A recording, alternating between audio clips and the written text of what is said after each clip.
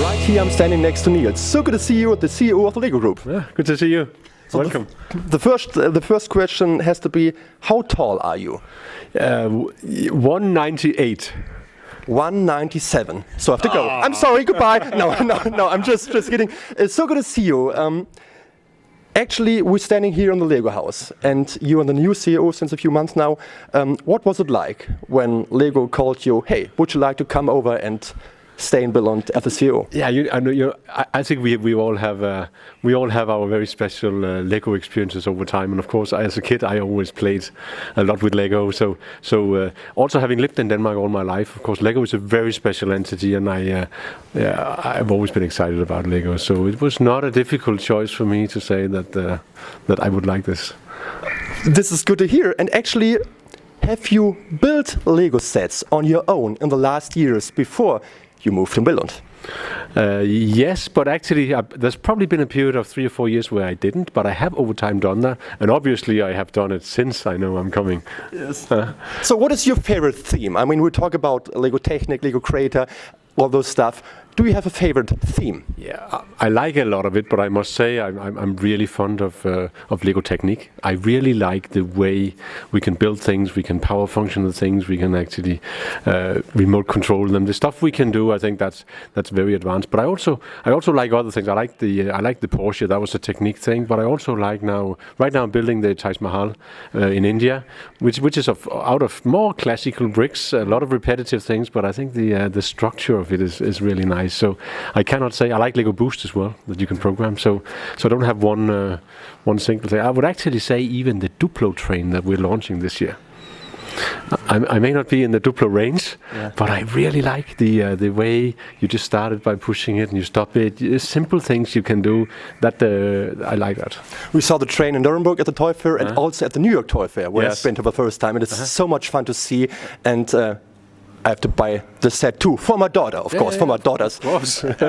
So we'd like to know a little bit about you.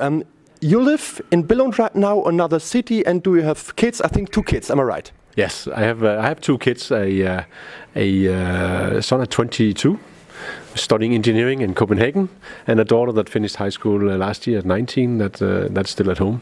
So still some bricks around, or dark ages? No, lots of bricks around. I was actually just looking for skis the other day, and I stumbled over like 3 big boxes of Harry Potter Lego that was very big. When my son was in the middle of his Lego age, that's when Harry Potter hit big time. So I think we have almost any set of Harry Potter from back then. So it'll be exciting to see now with Harry Potter coming back what can happen there. We've seen the Hogwarts castle in New York, which is awesome. So we talk about licenses right now. Do you think those are very important for Lego in the future as well? Or do you think when we just celebrate the 6 years anniversary of the Lego brick, which is more important? The classic Lego bricks as we see right here, or the licensed stuff? Now, I think it's hard to say what's more important, but the heart and core of everything, I think, is a classical brick, and the unbelievable things you can do, but it's only the imagination setting the borderlines. But I think bringing then the classical brick into IPs, into classic own IPs, basically into all kinds of digital solutions, I think that's the beauty of it when we can do that. So I would say even going forward, the IPs like Star Wars is still going to be very important. And over time, we've just seen they fluctuate a bit more. After what's fancy right now, where the core Lego theme, the city and the friends and the creator, I mean, they're more stable and they keep growing, and I think that's just a fact of life. But we want to be relevant, and we want to bring the Lego play into any opportunity that there is, and IPs is also a way to do that. So that's going to continue. So we just saw your reportings this morning, and this was a difficult year, 2017. Right. Are there any changes, any ideas for the future? Or what would you like to change here in a company as the new boss? Yeah, no, it's true that it was a challenging year. All in all, I just think I want to mention at least that although the revenues declined, actually the consumer sales. So how many consumers went into shops or stores or on e-commerce and bought Lego? That number actually still is as high as it was the year before. And in essence, I think that's probably the most important thing. So the love for Lego and the excitement around the brick is there. I think that's important now. Then things fluctuate a little bit depending on what's fancy in the market, what's there. Our long-term ambition is of course to grow the company again and reach many more children. That's actually the essence of what we would like to do. That's what the Lego family like. They want to bring these bricks to many more children around the globe and having even more people and children being excited. And to do that, we need to be very creative. We need to be innovative. And I think when we talk about 18 as a stabilization year, it's a year where we start to invest even more in those things and bringing more decision closer to the markets where they have different, in Germany, like technique, like in Denmark, in other countries, like something else better. And we need to be very quick and playing up against that. But we also need, of course, to make sure that we get even more good digital, physical, integrated solutions, and there's some good ones. Boost is a good one. There's a lot of good things happen now. We're experimenting with augmented reality around our bricks and all those kind of things. I think that needs more power. So when we talk about Lego, we talk about kids, but we also talk about those guys like us, the adult fans of Lego. Yes. So, and the funny thing is that you've mentioned those adult fans of Lego, I think twice in this morning, this annual press conference. So I think you cannot give us any number, but how important are those adult fans for your company? No, really important. I think it's almost the essence of the brand. The excitement and the passion that you see in adult builders is next to nothing. And it's basically like kids are excited, but it follows you all through up. And just in this house, we're standing right now in the Lego house, the home of the brick. When you see the creations also made by adult builders, it's unbelievable. So I take a lot of pride in that, but also get very excited when I get to meet people that really devote their free time to that and build and create things that are amazing. So it's very important to the company. Have you already visited any exhibition, a place where you see a lot of buildings, like in Copenhagen a few weeks ago? Yeah, I couldn't be there in Copenhagen, and now I've been very busy traveling around getting to know the company. Yeah. So I've done too little of that so far, but I did like it. In the UK, there was actually a competition on television where people were building, and I had the two finalists come to this house actually. So they put their buildings down there, and I spent 2 hours an afternoon walking around with them, understanding what they did, and hearing them explain what they did. And these were huge creations, like 3 times 3 times 3 meters. We'll build it again. Yeah. Yes. 3 times 3 meters, and so amazing what they were able to do, and so very exciting. And look forward to do more of that actually. We see a lot of colorful bricks here, but we also talk about the green brick now, as you mentioned this morning. They're going to be a future.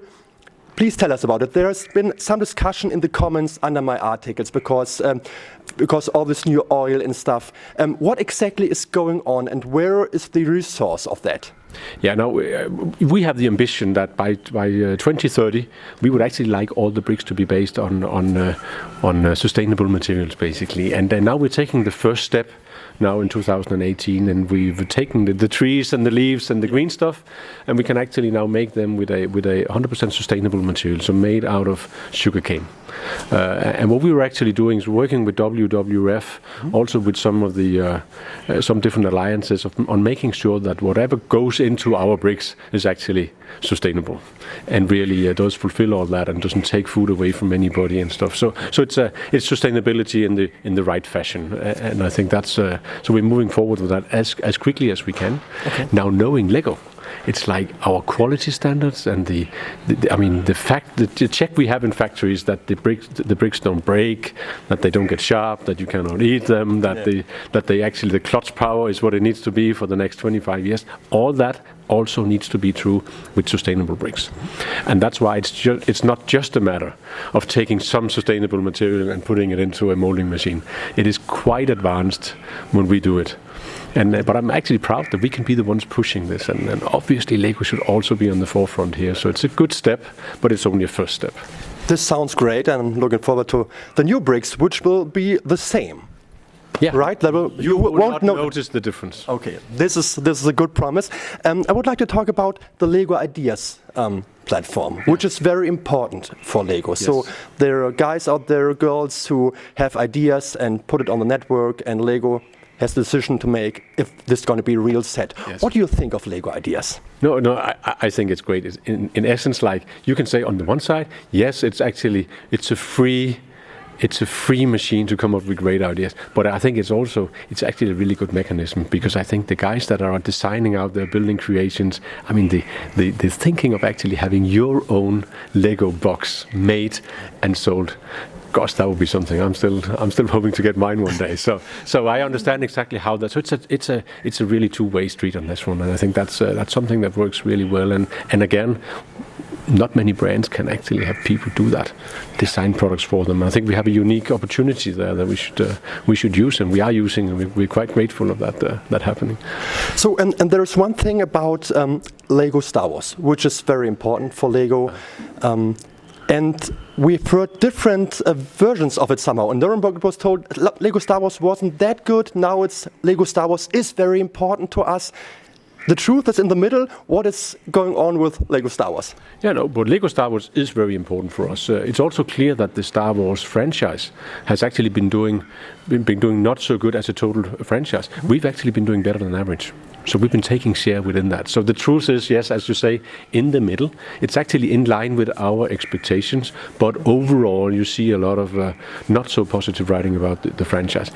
I would also say that's a strong franchise. It's been around for a long time, and there's powerful organizations behind it. So probably in the long term, it's a good franchise also. But even right now, among the Millennium Falcon and the BB-8, I think we've had some really successful SKUs in that area also. So we are actually okay. Have you built any of those Star Wars sets on your own, like the Millennium Falcon or BB-8? I've actually started the Millennium Falcon, but I'm not done yet. So, okay, we'll talk next year. Yes, we will, and I have to show it to you. Okay. Yes. Actually, we visited the Lego Live event in New York City, which was the first event this kind, a whole area with Lego and big figures and building experience for kids, actually like the Lego house. So is this something we could see more in the future, or was this a once-in-a-lifetime experience? I wouldn't say it's a once-in-a-lifetime. It's not yet structured, so it just happens, but I think the idea of actually, we're very keen on getting the experience out and also building the brand it's best done by getting bricks in the hands of people and actually seeing what can be done. And between the Lego lands, the Lego house, the Lego experience centers we have around, actually the Lego stores, if you go to the Leicester Square in London, you get a pretty good building or experience around Lego as well. So I think we want all these different ways of doing that. And as you said, the adult building thing we had in Copenhagen a couple of weeks ago, Lego Life, as you saw, all those elements actually built around that, and they typically address different people or different needs, but I think they're all important. There was one topic, and again there was a lot of discussion. There have been, I think, 2,400 people who have to leave Lego. 1,400, yeah. Yes, 1,400. Is Lego back on track now? So was this really necessary, or what do you would say to this topic? Yeah, no. So we came out of a long period of we call it supernatural growth. It was.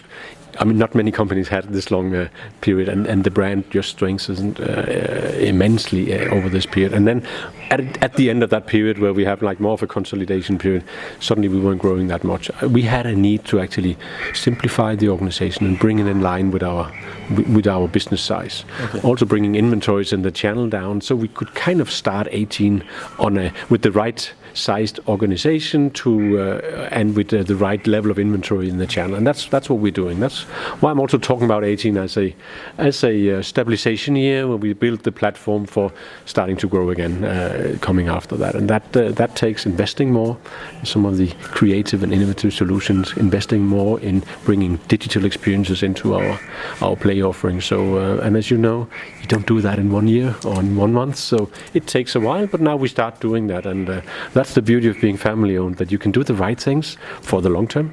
And if we do the right things for the longer term, and we get to more children around the globe, or more adults around the globe, then the company will also grow, and then success will come from that. Actually, I was told before our interview that this is the first fan media interview you do. Is it right? It is correct. Zamgebaut, the first one. It's yes. Great. So what is it like to talk with the guy who runs a website? It's all about the brick. Is it different than those journalists you spoke to the whole day? Yeah, it's different. It's much better actually because I think we can get to talk about what really ticks and the passion and what Lego is really about. And Lego is much more than just a number here and there. And I think also even numbers have to be looked on over the long term. And I don't think any of us can complain about the brand Lego has, the experience we bring out, even the profitability we have around that allows us to do that in the future. So talking about the experience and the bricks and where can I think that I hope you can feel that motivates me a lot as well. Me as well.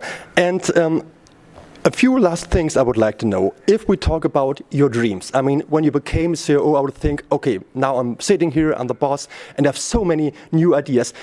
What is your biggest dream you have? No, I think my dream is actually very much aligned with this, that I would really like, I would like us to get out and reach more children. I think the being around, seeing children, but sometimes when I sit down with a group of children and then we play a bit and then they say, so are you really the CEO of Lego? That's what I want to be. Can you please make sure that we get a new element here on this? Yeah. And in essence, that is a dream. Being in a position that you can actually move a brand like this forward, and make sure that Lego gets more spread out. And my last question would be, what is your favorite Lego set of all time? Of all time, yes. The one and only favorite Lego set. If I have to say one, I like the Porsche. Great. This is a great one. Niels, thank you so much for your time. It was a pleasure meeting you. No, even you are taller than I am. And by a small margin then. And I have maybe somebody who would like to join you. This is our minifigure. Oh, excellent. Yeah. Thank you very much. Stay here in Billund. Yeah. Thank you again for your time and hope to see you around next time. Niels, the new CEO of the Lego Group. Thank you so much. Thank you. Bye.